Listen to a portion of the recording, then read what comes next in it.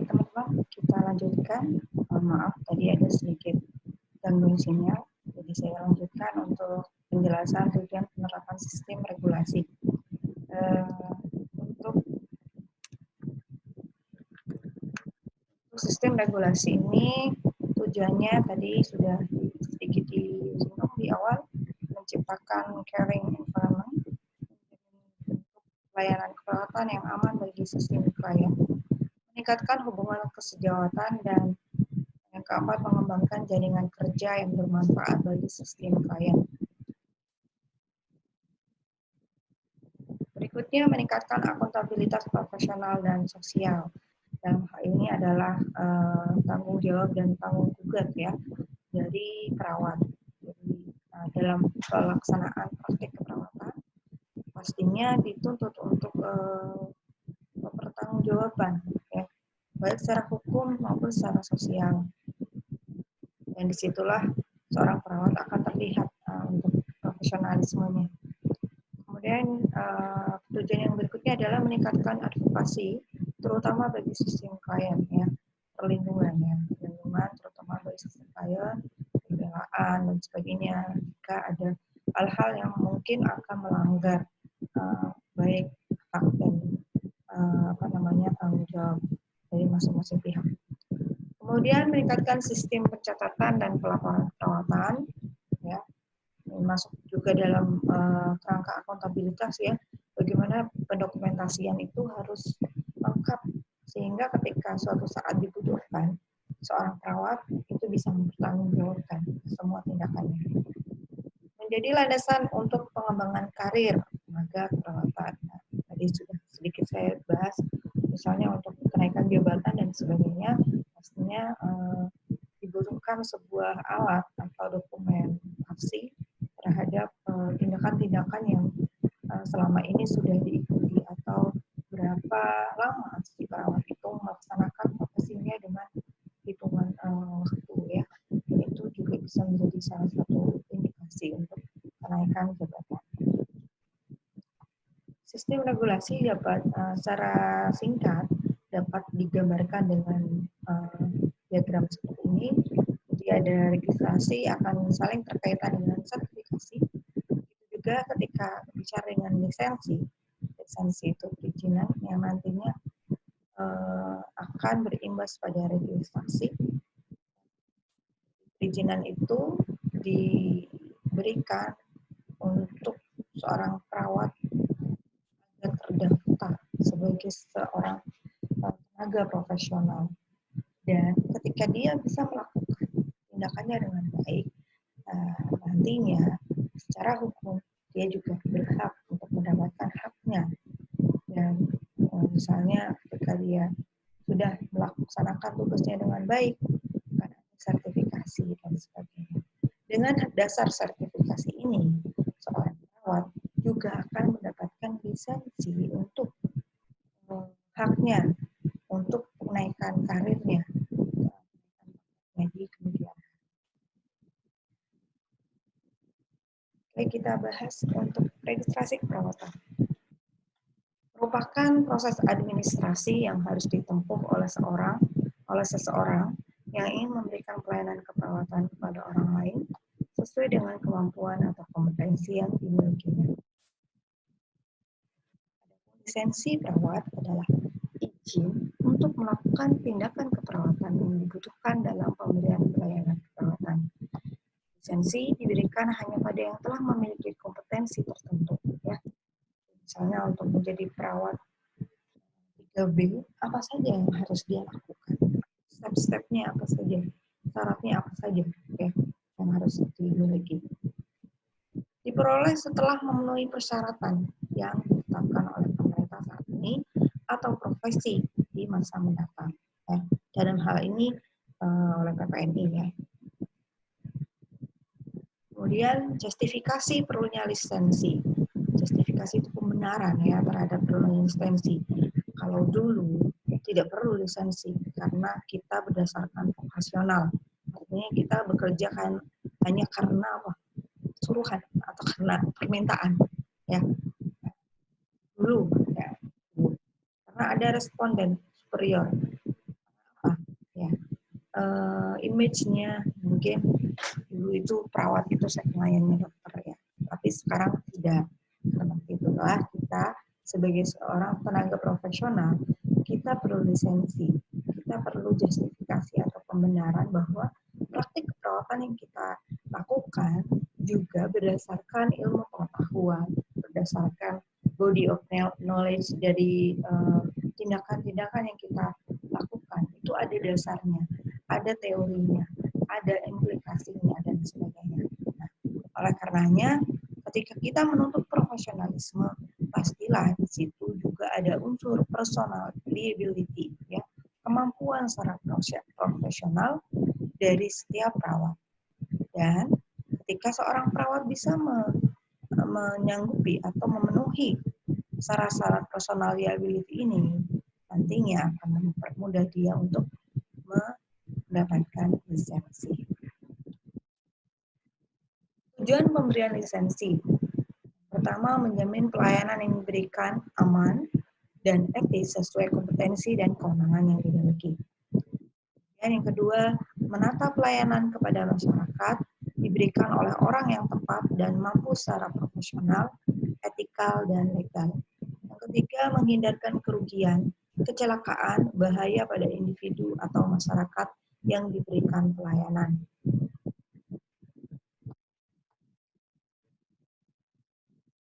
Adapun kemampuan yang perlu dimiliki oleh perawat berlisensi. Yang pertama, kognitif.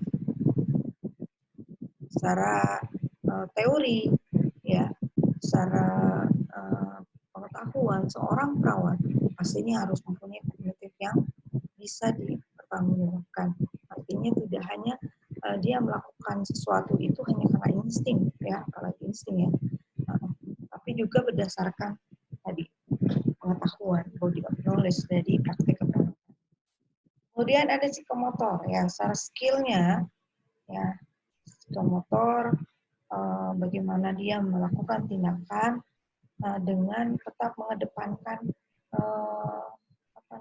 legal etisnya, ya, ada moral etis di situ.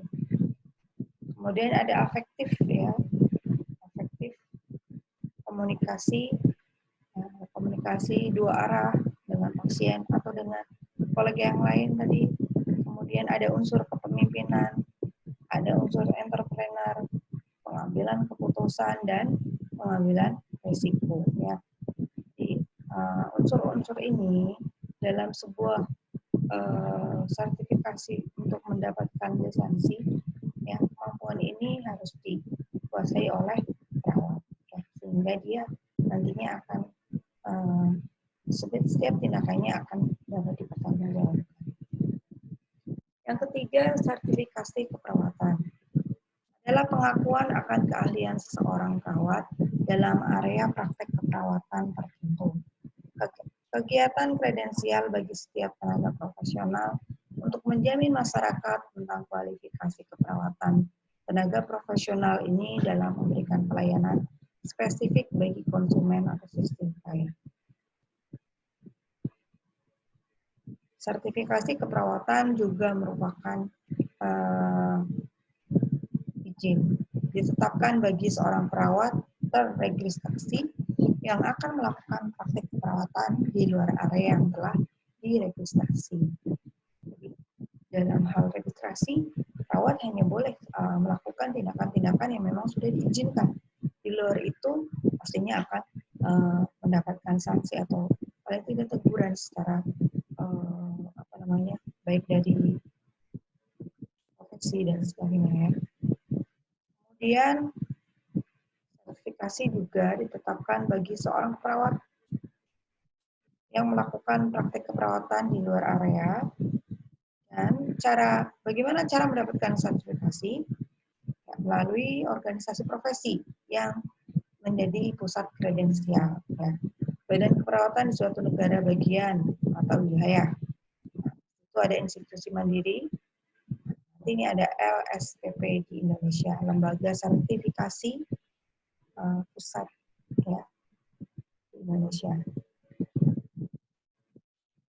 Lembaga sertifikasi profesi perawat LSPP dibentuk oleh pemerintah atau sebagai produk hukum keperawatan berupa Undang-Undang Praktek Keperawatan.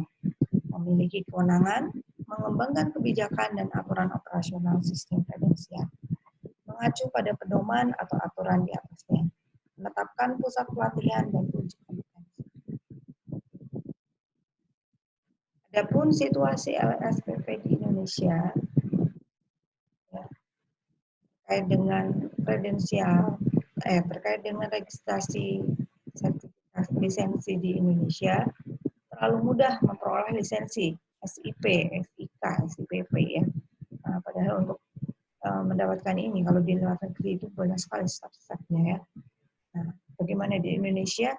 Ya, itu menjadi sebuah kajian yang menarik sebenarnya untuk diteliti. Apakah memang bagi beberapa perawat gitu ya mendapatkan SIP dengan kompetensi yang memang harusnya sudah gitu ya, sudah teruji dengan baik. Kemudian tidak pernah dipantau kompetensinya. Nah, ini situasi di Indonesia masih seperti ini ya. Ketika melakukan kesalahan tidak ditanya tentang izinnya. Biasanya karena terkait banyak hal ya, terutama budaya ya. Kalau di Indonesia budaya tepus liro, budaya angga umbuk itu masih tinggi. Jadi ketika ada yang melakukan kesalahan itu seolah-olah ya gimana ya. Nah, ini yang harus kita kaji bersama teman-teman. Ya, teman-teman juga mungkin banyak membaca tentang ini. Kemudian organisasi profesi belum terlibat optimal. Nah, PNI dinilai belum terlibat optimal, terutama untuk bagaimana berusaha meningkatkan kompetensi perawat anggotanya. Banyak yang bekerja di bawah standar, ya, bekerja di bawah standar tapi masih bisa bekerja. Ya. Ada pihak yang merasa berkepentingan. Nah, ini yang hal-hal yang di luar kontrol, yang terkadang masih sangat sering kita jumpai di Indonesia. Ini bisa jadi menjadi sebuah kendala, bisa jadi menjadi sebuah masalah yang menarik untuk diteliti ya. Kendala menata sistem legislasi. Yang pertama, Undang-Undang Praktek Keperawatan. Ya, kalau sekarang sudah ada, tetapi apa? Ya, dalam pelaksanaannya juga masih banyak badan-badan terkait, pihak-pihak terkait yang masih merasa ya belum respect gitu ya dengan adanya Undang-Undang Praktek Keperawatan. Kemudian Badan Mandiri untuk sistem regulasi, sistem kredensialing belum baku, ya, kompetensi tidak disertai dengan kewenangan dan pengakuan. Ya. Saya ambil contoh ketika seorang perawat, terutama di puskesmas ya, bagaimana seorang perawat di puskesmas untuk kenaikan jabatan itu sangat sulit karena secara syaratnya dan juga kurikulumnya mungkin kalau sekarang saya rasa sudah semakin bagus ya, beda dengan zaman dulu gitu ya. Bagaimana perawat di puskesmas tanggung jawabnya beda sekali dengan yang di rumah sakit gitu ya. Kalau di rumah sakit 24 jam ya walaupun ada shift, tapi kalau di puskesmas ya nggak ada pasien, perawatnya pulang sebagainya dulu. Kalau sekarang sudah lebih bagus lagi gitu ya. Kemudian lembaga pemantau kualitas pendidikan juga masih minim ya. Kemudian Badan Uji Kompetensi Nasional ya terkait dengan lulusan sekarang banyak sekali ya. Saingannya teman-teman itu seluruh Indonesia itu banyak sekali, tapi untuk mendapatkan bibit unggul ya, lulusan D3 perawat, S1 perawat yang memang secara kredensial itu sudah mempunyai atau sesuai dengan standar, itu masih sulit ya, karena Badan Uji Kompetensi Nasionalnya sendiri mungkin bisa bekerja secara maksimal. Bagaimana implikasi terhadap keperawatan dari adanya lisensi praktek perawatan ini? Implikasinya adalah setiap perawat harus siap memberikan pelayanan keperawatan sesuai kompetensi dan kewenangannya. Ya, mau tidak mau ketika ada lisensi ini, perawat paling tidak punya gambaran. Oh, kalau saya mau seperti itu, apa yang harus saya lakukan? Pelatihan apa saja yang harus saya ikuti dan sebagainya. Bagaimana grand design atau plan-nya ke depan untuk menjadi seorang perawat yang bisa diakui keberadaannya. Nah, lisensi ini sangat membantu perawat untuk maju lebih baik.